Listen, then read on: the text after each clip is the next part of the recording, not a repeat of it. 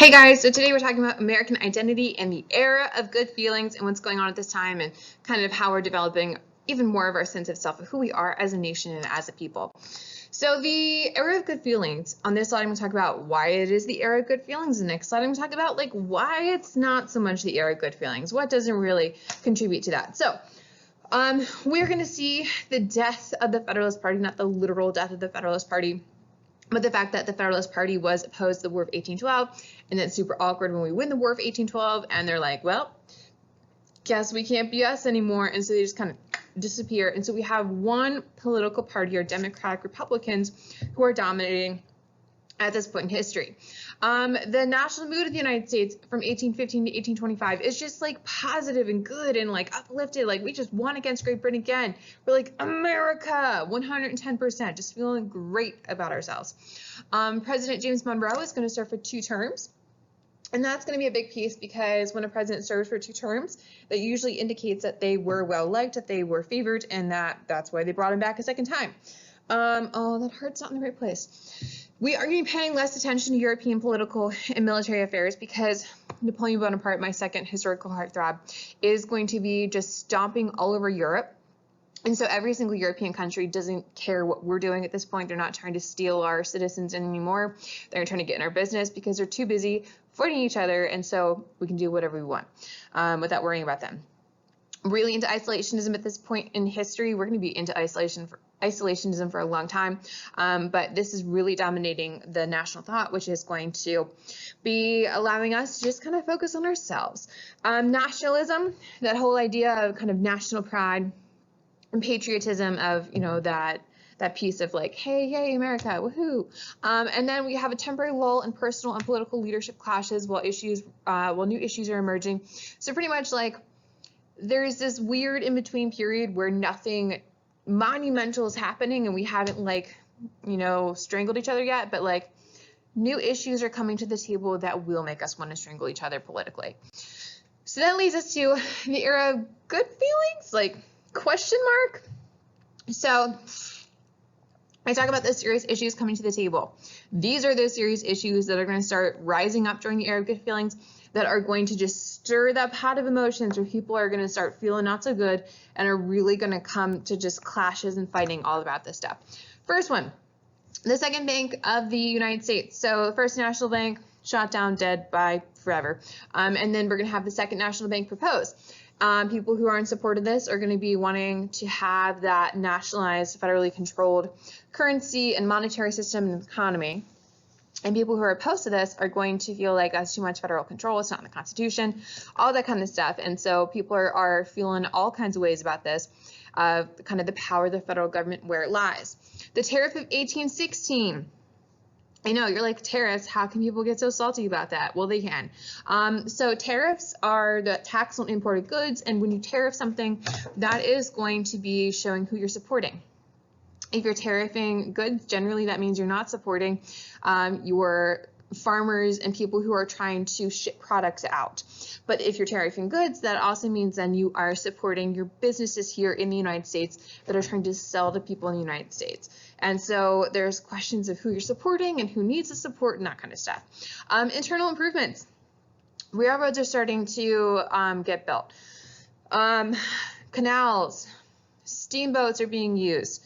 All that wonderful stuff is happening during this time, and so there's focus on things like building railroads, helping to dig canals, building roads, stuff like that, and trying to get them started. And the question is like, where is that money coming from? Is it coming from taxes? Is the state responsible? Is the federal government responsible? Who gets to do that? Sale of public lands. There's more land coming into the United States because of that westward expansion. And so there's a question of if the federal government has the power to sell that land and where that money should be going. The Panic of 1819 is going to be a huge economic depression, and it is going to cause mass panic, economically speaking. And so there's questions of what the federal government should or should not be doing. Should they be controlling this? Should they be trying to like stop things? Should they not? Where the role is and all of that. Missouri Compromise. It's You see the issue of slavery, and especially slavery concerning the new territories, is coming up. And the second party system will emerge. So our Democrat Republicans will start to split a little bit, but you're going to see our Democrats and our Whigs are going to be our second party system officially, and our Whigs will eventually become the Republican Party. Okay, democratic equality. So an emerging middle class is going to start in our new nation, and they're going to, in the middle class, celebrate political equality and social mobility, because they feel like, hey, you know, you can make yourself more. That despite where you start, if you want to become super duper rich, you can climb your way up in society. European visitors are going to view the United States as different culturally and socially from Europe. So now we are a distinct existence from Europe. The United States has no aristocracy. The social divisions doesn't really exist. It doesn't matter, like, if you're like a super duper rich guy, like, that doesn't make you unable to talk to someone in a lower class. Like, we don't have those weird social divisions that happen in Europe. And that you can use your talents if you want to personally advance. If you want to move up in society, you can use your talents, you can work harder, you can move your way on up. Some are going to criticize our nouveau riche, the people who are newly rich because of their hard-earned talents, that they are growing their own wealth and they're rising from nothing, rather than like the family ties and things like that. Like, Europe is all about that. And they are going to see the majority of those who are achieving the success are going to be white, and they're going to be male. Okay, so laws in the new nation and cultural rules are no longer existent like they were in Europe, but you're going to see that laws keeping women and African Americans held down are still there. So race and gender are still a thing. But you're going to see that there's going to be expanded suffrage to more white male voters during this time period, during the era of good feelings, into Jackson's presidency. And you're going to see that they are changing the property and tax paying qualifications in order to be able to vote, and that they are allowing more universal white male suffrage, which is opening up the doors to more people having a say in the political process and in voting and representatives and things like that. So you see that happening during this time, and you can see that from this lovely chart that we have here. All right, moving on. Republican marriages. It's the first point on your homework. So this is the debate over American households, that it's going to mirror the controversy over women's political rights. And post-war, aka post-American Revolution / War of 1812, they're like, hey, we don't want to arrange marriages for our children. That, like, our parents arranged marriages for us when land was abundant, but, like, maybe we should let our kids choose their own partners, that they're going to be influenced by sentimentalism, aka this thing of, like, feeling in love with someone and loving them before you get married is deemed as important, rather than like, hey, they have enough cows to feed the family, so let's marry them. The importance of feeling or appreciation of God, nature, and fellow humans are things that are coming in. This is going to lead to a consent-based companionate marriage. So the idea that you are marrying someone that is agreeing to marry you, and that they're marrying you because of the compatibility that you have, maybe the feelings you have for each other, and that you view each other as companions, that you're helping each other out, and that you're equals to a certain degree, but you're viewing each other as kind of, you know, helping each other out. Relationships are going to be based on intimacy and celebrating falling in love, and husbands are still going to remain the authoritarian figure within the marriage. So don't get that twisted.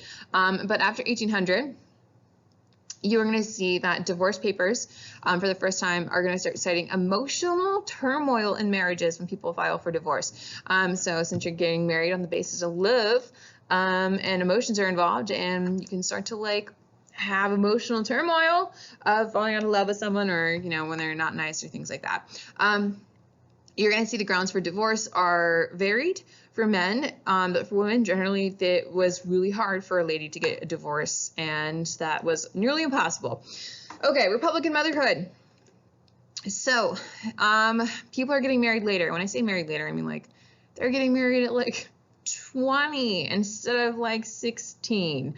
And they're going to deliberately limit the family size. So instead of having, like, 12 kids, let's have, like, I don't know, 4 to 6 instead.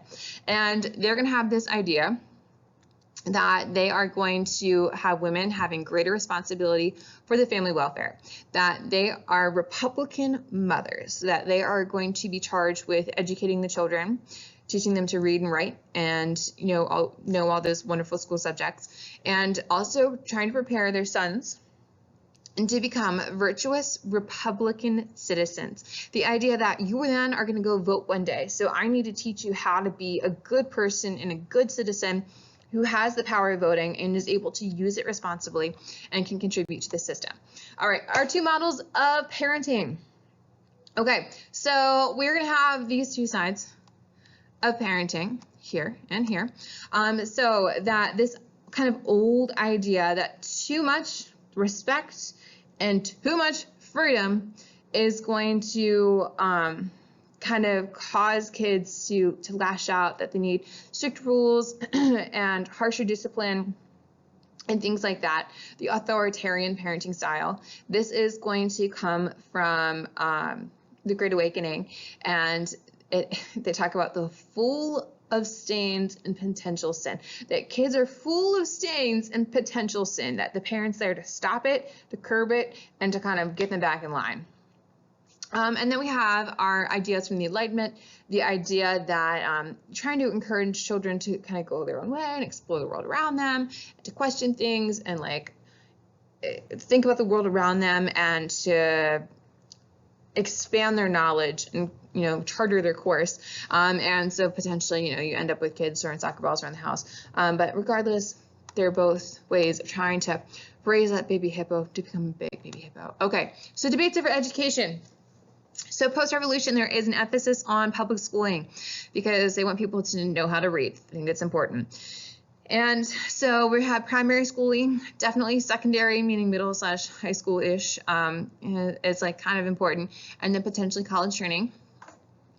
Most American families are going to need the income for their children and from their children, and so they are going to build the school year around the schedule in order for them to go to school but still help out with the income for the family. Farmers, artisans, and laborers are going to want their children to know how to read, write, and do basic math. And a few of them are going to attend school in the 1820s, but post-1820s, laws are going to be put into place that are going to provide for schooling in all local areas. And so you see even more of an emphasis on going to school and learning those skills. Okay, promoting cultural independence. We'll talk about this even more in class, but you're going to see that Noah Webster is going to argue that education, because more Americans are getting more education, that this is going to raise the nation's intellectual reputation. And with the raising of our intellectual reputation, we're going to see new movements in the terms of arts and literature. This is going to be like the Transcendentalist movement is the biggest one at this time, as well as Romanticism. We're going to talk about these more in class, but they are going to catch on. And they are going to be kind of termed like the American Renaissance, or 1830s and 1840s. And they are going to be celebrating national culture, national American identity, art and connection to art and things like that, and feelings and all of that wonderful stuff. And you're going to see that this is going to become a piece of American culture that becomes popular even outside of the United States. Okay, the Republican religious order. So prior to the Revolution, only Rhode Island and Pennsylvania don't have state church and religious taxes. Post-war, that's going to change, that other states are going to debate religious tolerance and ending taxation of people who don't belong to the church and things like that, and promoting more religious tolerance and kind of separating that church and state. Virginia is going to prohibit religion as a qualification for holding office, and other states are going to disqualify candidates who are Catholics or Jews. But you're going to see the Enlightenment is going to influence our states to advocate for freedom of conscience and encourage voluntarism, that they fund the church through membership and through people tithing and giving their own money if they feel that they want to, rather than just taking their money through taxes and giving it to the church. But you're going to see that more separation of church and state is going to begin happening at this time. You're going to see after the Revolution, Americans are going to embrace church that's going to preach spiritual equality and that they're going to govern themselves as a church more democratically. They're going to ignore the hierarchical or authoritarian institutions. So things like the Catholic Church are going to become even less attractive to new American citizens in the new United States. You're going to see that Americans are going to start gravitating towards the evangelical Methodist and Baptist church at this time. And this is going to be a dynamic new force in American religion. All right, the second Great Awakening. So this is going to be our Methodist and Baptist churches growing dramatically at this time. The evangelical, meaning like they're going out, they're preaching, they're connecting with your common person and kind of preaching from feelings and experiences and things like that, as well as the Bible. They're going to copy the practical preaching techniques pioneered by George Whitefield in the First Great Awakening. And they are going to, in the South, they are going to preach spiritual equality. They're going to criticize slavery. This is going to anger planters. And they're going to adapt the message in the South then in order to retain the white men into their church. You're going to see in the Second Great Awakening as well, they are going to link to individual salvation, religious benevolence, so just like being a good person all around. They're going to preach a duty to do for others, to kind of help give back to your community as you're able to. And this is where you start to see pious organizations will get started because of this, like the New York City Humane Society will be started during the Second Great Awakening. Devout women are going to adopt charitable causes, and they're going to kind of work with that in their community, which in a way is pushing for more women's rights, as women are having a voice outside of the home and having more of a voice in the church, which is then leading to more of a voice in public as they're advocating for these different organizations that came from the church. Yeah, that's pretty much the big piece for Second Great Awakening. Okay, and then this is just showing the Second Great Awakening as they move over the United States and where they go. Okay, so now I want you to answer those analysis questions off to the side. And for these analysis questions, I just want you to describe for me, like, what does it mean to be American at this point? Like, if you had like a model American, an American identity, like, what is American? What would you say goes into American identity at this point in time? And then I want you to just evaluate for me, how much do you feel like the era of good feelings is actually an era of good feelings, or is it like not so good? Like, how good is it, do you think, or like not good do you think it is, and why?